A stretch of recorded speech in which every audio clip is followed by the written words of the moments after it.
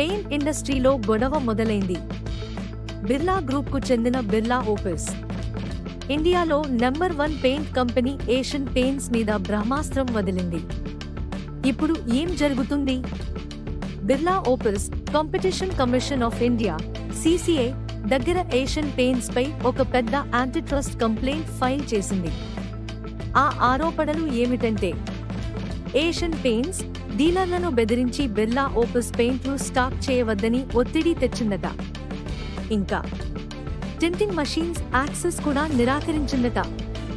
ఇది నిజమైతే Asian paints కు పెనుభారమైన పరిణామాలు రావచ్చు. ఏషియన్ పెయింట్స్ తన పద్ధతులను విజయవంతంగా సమర్థించుకుంటే అది తన ఆధిపత్య స్థానాన్ని నిలుపుకోవచ్చు. ఇప్పుడు CCI పరిశీలిస్తోంది. ఇన్వెస్టిగేషన్ మొదలవుతుందా లేదా అనే విషయంపై ఇంకా నిర్ణయం రాలేదు. ఇంకా ఆసక్తికరమైన విషయం ఏంటంటే, బిర్లా ఓపిస్ ఫెబ్ 2024లో లాంచ్ అయినా ఇప్పటికే 7% మార్కెట్ షేర్ దక్కించుకుంది. వర్సెస్ ఏషియన్ పెయింట్స్ ఇప్పటికీ 52 నుంచి 55% షేర్ ఉన్నా గత ఏడాది నుండి తక్కువైంది.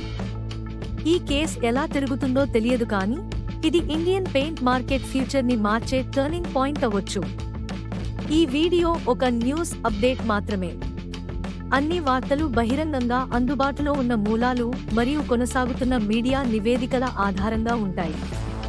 మేము ఏ వ్యక్తిని లేదా సంస్థను కించపరచడం లేదా లక్ష్యంగా చేసుకోవడం ఉద్దేశం కాదు.